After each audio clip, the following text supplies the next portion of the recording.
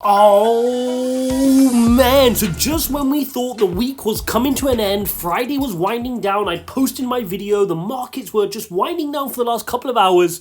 America decided to put out the announcement that any American citizens in Ukraine need to evacuate, and it looks like this potential World War III situation is starting to escalate. The Nasdaq tanked, Bitcoin has taken a little bit of retracement today. We've been as low as 41,765, but now we're bouncing back. We're sitting at 42,600. We're going to look at the charts, we're going to look at what's going on with the whole macroeconomy, and I'm going to give you my take on what I think could be happening here on Bitcoin over the next few days. So make sure you stay tuned till the very end. Make sure you smash up the like button and subscribing if you appreciate these emergency weekend updates, regardless of where I am. Not in my normal setup right now, but committed to bringing you guys these updates. As always, guys, check out NordVPN. If you haven't got yourself set up on a VPN, click the link in the description. Coupon code is ALLMAN. They have been kind enough to offer 70% off of 2-year plans. So you can have a 24-month plan. They actually throw another month in for free. So you got a 25-month plan for like $2 or $3 a month, guys.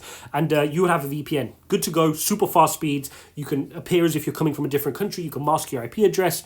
All good stuff to make sure you're anonymous when you're trading, when you're using DeFi, staking, yield farming, metaverse. Just make sure you're covered. Right, what are we seeing here in the Bitcoin price? Let's take a recap. We're just here on the daily chart, which we're going to come back onto in a second, but I just want to start off with the hourly. And if I move myself out of the way, you can see here over today, we've pretty much just had a bleed down. Everything was looking good. We dealt with the CPI information. We managed to buy the dip. And then we got this emergency meeting from the Fed, which was an emergency meeting, which we covered. That was a bit more of a FUD. We dealt with that as a Bitcoin price. And then we had this news around Ukraine, and you can see how the price just fell. And we fell all the way down to our lows, like I said, of about 41,700, where these wicks were. And then we managed to get some consolidation action to the side. And luckily, the hour before making this video, we had a big pump to the upside. And now we're sitting at 42,500-ish, which is a good recovery here on the day. And it actually means our daily candle is still green. So yes, we're still bearish here on the hourly chart. It's not been a great day given the tensions that are going around. If we flip over to the 4-hourly chart, we'll be able to see from a technical perspective, we're just trying to flip back our EMA ribbon, okay? We've got a little bit of work to do. In order to do that, we would have to close above our ribbon, which is at the level of 43,000. So about $400 away. If we can pump those $400 today and close above here, then we would flip our EMA ribbon back bullish here on the 4-hourly. But what about the important daily? Well, on the important daily, we're holding up pretty well here. We cannot complain with this, guys. So you can see here, we obviously had our run to the downside. We managed to have a big explosive move to the upside, running all the way as high as about 45,800. Then we've had a couple of bad days, right? So we had the CPI day, and then we had the day after CPI, which was this emergency FUD meeting, plus the Ukraine FUD as well. And then today, just trying to digest that information today, we've had a big wick to the downside, almost touching 41,700, like I said. And now we're green on the candle now. We've got another 6 hours left before this daily candle closes. And it would be a real sign of strength if we could close this daily candle green, and it will show that the market's digesting the information sensibly. They've got a lot to digest at the moment. They've got the CPI, they've got the inflation report, they've got to think about interest rates in March with the FOMC meeting, now Ukraine on top, as if we didn't need any more bother. The markets are really tough right now, and trust me, this is coming from somebody who's seen and watched the markets and invested in the markets for a long time. This is a difficult time across equities, across stocks, across bonds, across real estate. This is a tricky time. It's an unprecedented time because we're almost entering an almost recessionary kind of environment, which is what some people are calling for or claiming is going to happen, which is unprecedented because the statistics aren't backing that up because it's such an artificial environment. It's not a recession caused by the normal things that cause recession. A pandemic is not... it's not a normal set of circumstances. So it's a very tricky time to be investing right now. And you can see here in the Bitcoin price, my view on things are as follows. As long as, and I said this before, when we had this big move to the upside from being as low as 32s all the way running up to 45 plus, I said as long as we create a higher low, we are good here.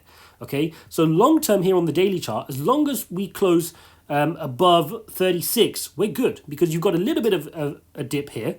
Okay, which is where we bounced off 36, and it would be nice if we can rotate before then to keep this nice uptrend going. It wouldn't even be the end of the world if we had to come a little bit further down, but ideally 36 would be a nice point. It ties in with the violet long-term support line, which we've been using a few times here. So I'd like to see that bounce off nicely as well. Okay, so this violet line, for those that aren't familiar, we've been monitoring this for a long time, and you can see here how far this dates back. We've been in this really big pattern here on Bitcoin. We broke to the upside, we came back, and my claim was this was just a nice big retest before we go past an all-time high. So that's what we're looking to see if that plays out. So as long as we continue to uptrend, and uptrend meaning higher lows and higher highs, we are good. So if we see something like this here on Bitcoin, I'm just taking these opportunities, to keep accumulating on the dips and accumulating my position on these pullbacks. I'm definitely not chasing these green candles here, but these retracements to the downside are perfectly healthy before we get moves to the upside, particularly when there's so much fun going around and catalysts for moves to the downside. So definitely keeping an eye on that. Now, as you can see, just to take a look at some of the futures figures coming in here over the weekend, and you can see we're in still for a bit of red, right? Oil prices are up, as you can see here, up 4.4% here on oil. US 10-year is flat after going up really high after the CPI reading. NASDAQ futures are down 3%, guys. This is big, 3% move here, and you can see this is all due to this. White House warns that Russia could invade Ukraine within days, urges Americans to leave. This is naturally going to have an impact. One thing markets don't like is uncertainty. Uncertainty will create a risk-off environment. We've spoken about this a lot on this channel, and a risk-off environment is no bueno for Bitcoin and particularly altcoins, because at the moment Bitcoin is being treated as a risk-off environment, risk-on asset. Therefore, when risk is off, people flock to safety plays, and Bitcoin isn't yet considered as a safety play. But an interesting thought is that Bitcoin has not seen a major world war, so we can hypothecate and kind of deliberate how Bitcoin will react in such an instance. Hopefully we don't have to come to such an instance, but if that was to happen and a world war or a major war was to play out, how would Bitcoin react? How would it be deemed? Would people flock to it? These are all things we'd have to watch and see how that plays out. We're heading into unprecedented times for Bitcoin dealing with a mass war like that. Okay, so we'll have to monitor that and see how that plays out. But you can see generally today, the cryptocurrency has taken a little bit of beating, right? We've got Bitcoin, like I said, trying to fight to be green. You've got Cardano down 7%, Solana down 8%, Terra Luna down 2.4%, Avalanche down 7-8%, Polkadot down 5% here. We've got Polygon down 7.4%. So it is a bit of battering, and it's just risk off. Risk off. This is how traders work, guys. The news would have came out on a Friday. People were winding. Trust me, I've worked in a bank. I know exactly how this works. In an investment bank, they're winding up for Friday. They placed all their positions. They're in a safe position for the weekend. They're thinking, damn, this news has come out. Quick, let's take all the risk off. Turn all our risk off. That's how it works, risk off. And they have a formula that they do when it's risk off. And the risk off would, in majority of instances, mean don't be in any speculative plays that you can't leave to chance, right? So they rotate out of the high growth stocks, they'll rotate out of Bitcoin in these plays, and that is why you see things like NASDAQ down 4% in the futures, and down in those couple of hours yesterday after the news was announced, taking a big move to the downside. Let's also take a look at the fear and greed index, and you can see we've notched down here a couple of points. We're now at 44. Yesterday was at 50. So we've seen this is bringing a little bit of fear back into the market. Again, not from a really CPI or inflation or interest rate issue. This is just the Ukraine issue.